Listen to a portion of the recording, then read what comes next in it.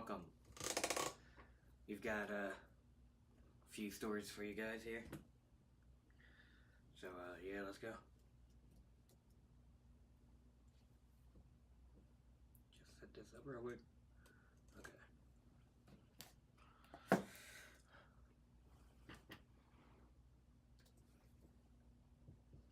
A new political party has sprung up and has already gained enough support to get onto the ballot in Colorado, Arizona, and Oregon for the 2024 presidential election. Some members of the Democratic Party are worried that this party will be a spoiler and give the presidency to a Republican. This party is called the No Labels Party and aims to give voters a non-extreme option.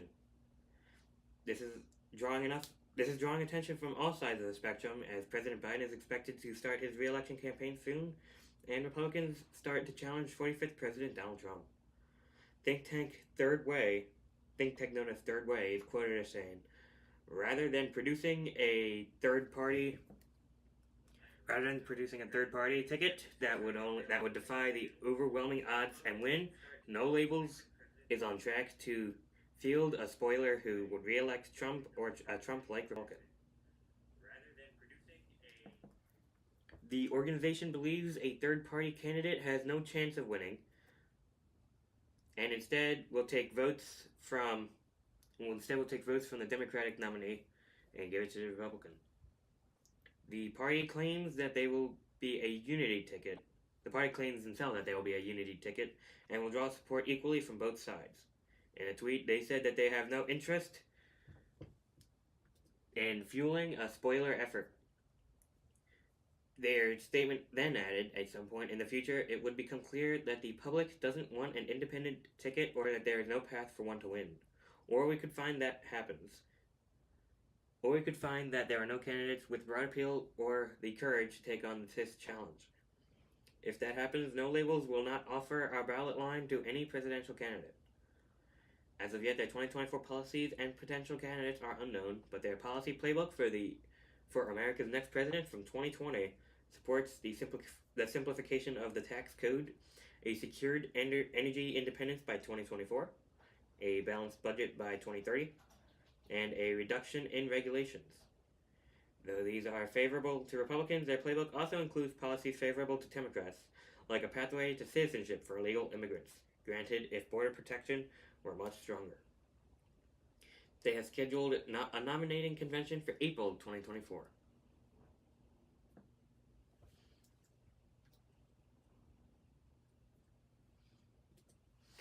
A report was released that shows the chemicals found in artificial turf may be carcinogenic. It is being investigated for being connected to the rare brain cancer known as glioblastoma. That was the cause of death for 6 professional baseball players, all played for most of their careers on the Philadelphia Phillies. The Phillies once played in Veterans Stadium for decades, which used artificial turf. The turf is made with PFAS compounds, which contain benzene, heavy metals, volatile organic compounds, and other known carcinogens. Many United States municipalities have either banned or already proposed banning them. The deaths of these Phillies were cited as evidence of the dangers of these fields, according to former Environmental Protection Agency scientist Kyla Bennett. She says there is a high number of Philadelphia Phillies diagnosed with this rare cancer, and it looks weird. So that should be a red flag. We don't know what those chemicals are doing to us. What happened to exercising caution when we're talking about human health? On the other hand, all brain cancer experts who spoke with The Guardian said it is impossible to prove that these players' cancers were caused by the PFASs. Duke University neuro-oncologist is quoted to have said, "The bottom line is anything in the world is possible, but what's plausible and provable are totally different things," said Henry Friedman. He treated 2 of the players, and he continued to say, "There is no way to now say if these chemicals are there, they are causing the tumors." While only 5 Major League Baseball teams play on artificial turf, the U.S. government estimates that there are about 12,000 fields in the country, with 1,200 more being installed every year.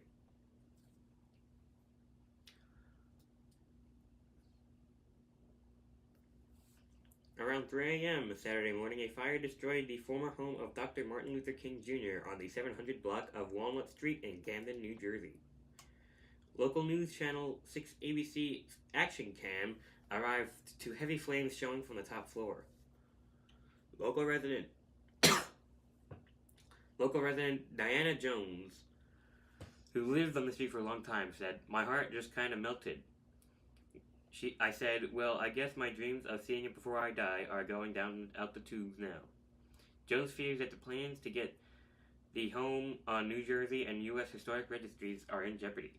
This is not true, however, as the man in charge of the New Beginnings nonprofit, the entity that owns the home, known as Pastor Amir Khan, was quoted to say, literally, "We're going to stay pedal to the metal, go right ahead with our project. What our plans are is to let this be a museum and call it the Martin Luther King Center for Social Justice. We'll do tours where children and adults can come in and walk and see where Dr. King slept, drank, prepared his messages. He also has plans for the empty home next door. We're going to build a 10,000 square foot facility where they can walk in, very similar to what's in Atlanta at the King Center." Dr. King lived in the home from 1948 to 1951 while studying at the Crozer Theological Seminary. He also held his first civil rights protest during this time. The most significant thing on June 11, 1950, when they went to Mary's Cafe on Route 73 to order some ginger ales, they will not be served.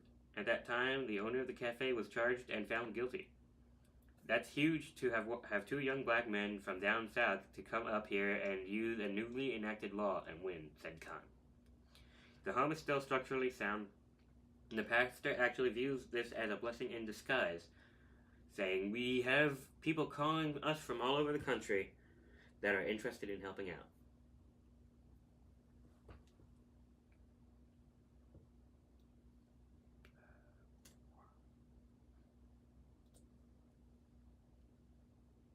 Panic at the Disco held its final concert in Manchester on March 10th. Afterward, lead singer Brendan Urie posted the following statement to the Panic at the Disco Instagram page.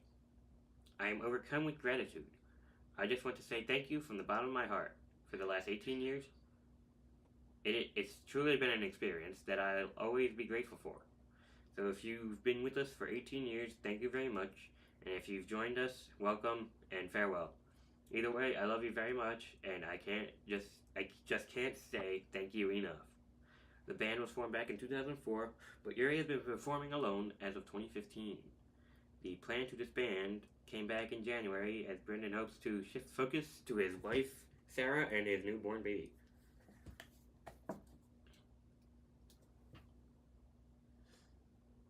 Okay, so thank you for watching. I noticed that I have some work to do with the chroma keying, but I think that's just the weird room. I know I can see that you cannot see my face. That is not what I remember it looking like when I did tests. But yeah, that is the end.